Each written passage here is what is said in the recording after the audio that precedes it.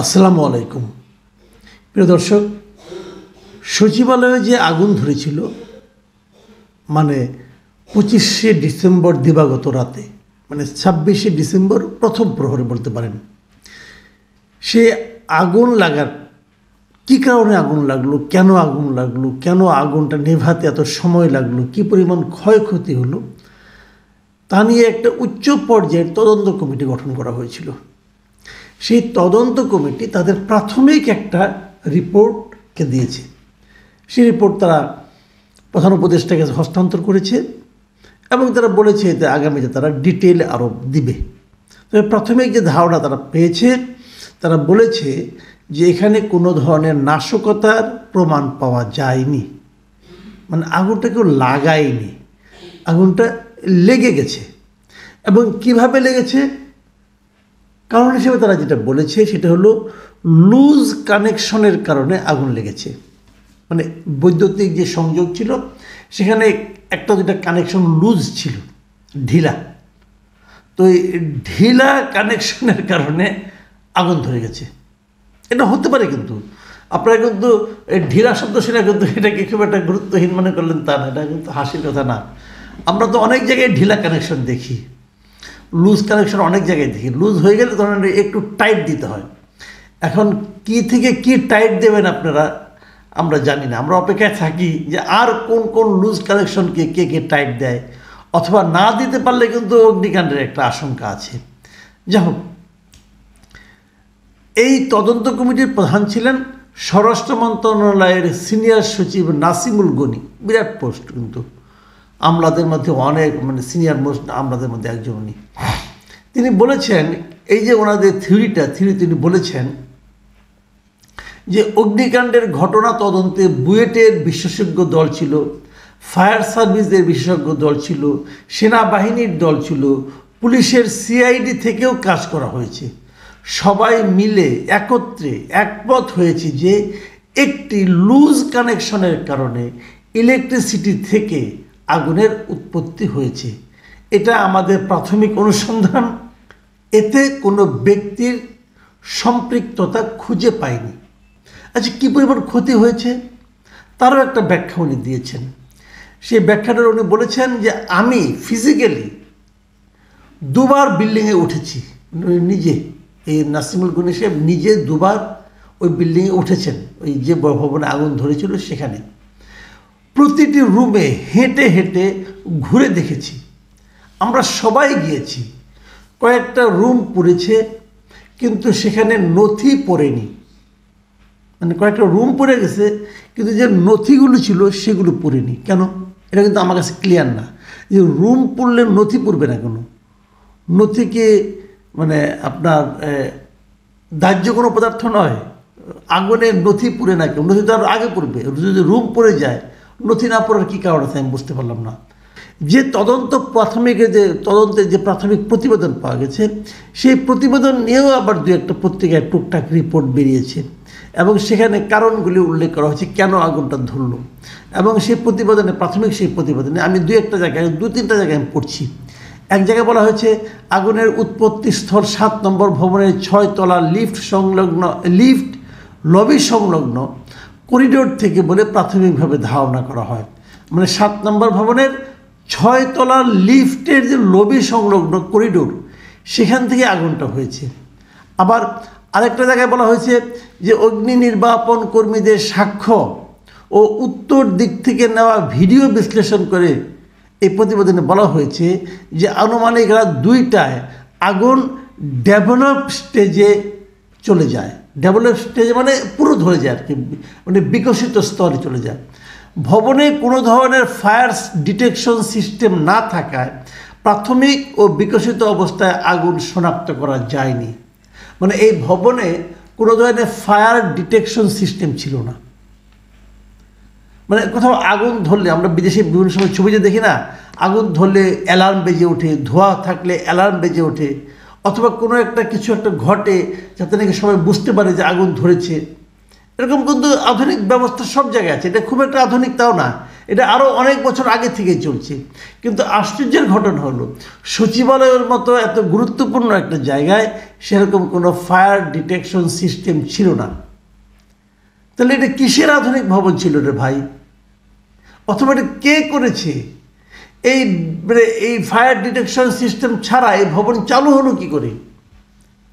মানে সচিবালয়ে যারা কাজ করেন, যারা কাজ করান, তারা কি এই জিনিসগুলি জানতেন না?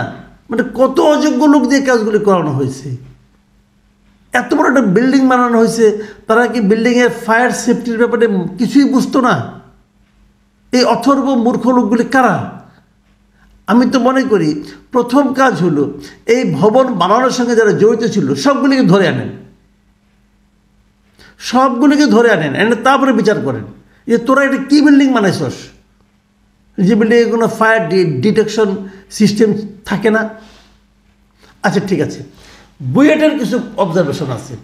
বুয়েটের অবজারভেশনগুলি এমন বলা হয়েছে, আমি আপনাকে দু একটা দিন পড়ে শোনাই, যে বলা হয়েছে ভবনের লিফট ও সিঁড়ির অপরিকল্পিত নকশার কারণে চিমনি এফেক্ট সৃষ্টি হয়, যাতে আগুনের শিখা দ্রুত ঊর্ধ্বগামী প্রপাগেশন করে 6 তলা থেকে 7, 8 ও 9 তলায় ছড়িয়ে যায়, যা ভিডিও ফুটেজের মাধ্যমে নিশ্চিত করা যায়।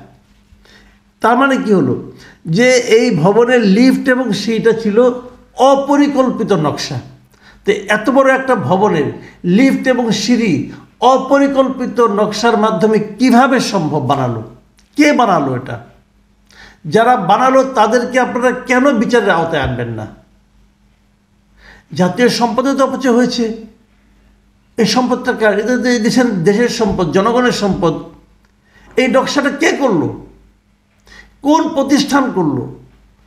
কত টাকার বিনিময়ে করলো? এখানে কি লুটপাট হয়েছে? তাহলে কত হয়েছে? কারা করেছে কাজগুলো? এই প্রত্যেকটা লোককে আইডেন্টিফাই করে তাদের বিরুদ্ধে ব্যবস্থা নেওয়া জরুরি বলে আমি মনে করি। আরও চলবে তদন্ত, আরও কয়েকদিন আমরা দেখব তদন্ত কি হয়। কিন্তু আমি এই আলোচনা শেষ করার আগে যে কথাটা বলতে চাই, যে এই যে তদন্ত, এতগুলি বিভাগ, ফায়ার বিভাগ, বুয়েট, পুলিশ, সেনাবাহিনী, সবার তদন্ত কিন্তু একই রেজাল্ট। সেটা হলো এটা একটা দুর্ঘটনা। এখানে কোনো নাশকতা নাই, কোনো ভিলেন খুঁজে পাওয়া যায়নি।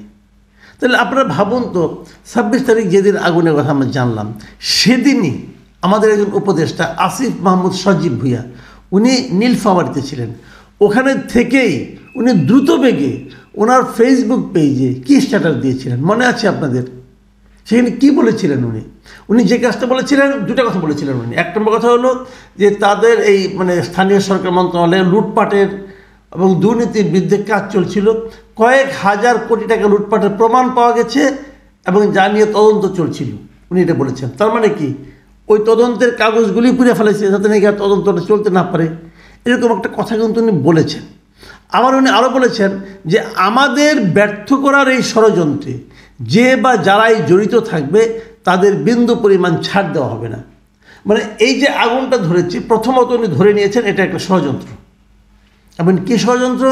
যে উনাদেরকে ব্যর্থ প্রমাণ করার ষড়যন্ত্র।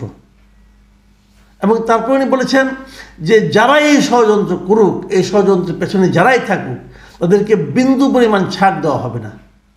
এখন আমার প্রশ্ন আসিফ সাহেবকে, ভাই আপনি যে বললেন যে আপনাদেরকে ব্যর্থ করার জন্য এটা করা হচ্ছে, তো কাউকে খুঁজে পেয়েছেন? কে আপনাদের ব্যর্থ করতেছে? আপনি যে এই যে ব্যর্থতার কথা বলে যে একজন শত্রুকে খুঁজে বের করার চেষ্টা করছেন, অথবা একজন কল্পিত শত্রুর সন্ধানে থাকছেন আপনি সবসময়, এতে ভাই আপনার সময় নষ্ট হচ্ছে না? আপনার শ্রম যাচ্ছে না? এই সমস্ত অকাজে কেন সময় নষ্ট করেন? আপনার এক্সপার্টরা তো ইনকোয়ারি কমিটিতে বললো যে এখানে কোনো এরকম নাশকতা ছিল না, তাহলে অ্যাক্সিডেন্ট হলো। তো অ্যাক্সিডেন্ট হয়েছে লুজ কানেকশনের জন্য। তাহলে আপনাদের মধ্যে ষড়যন্ত্র করতেছে লুজ কানেকশন, আপনাদের বিরুদ্ধে ষড়যন্ত্র করতেছে লুজ কানেকশন। আর আপনাদেরকে ব্যর্থ প্রমাণ করার জন্য ভাই বাইরের লোকের দরকার নাই, আপনারা নিজেরাই যথেষ্ট।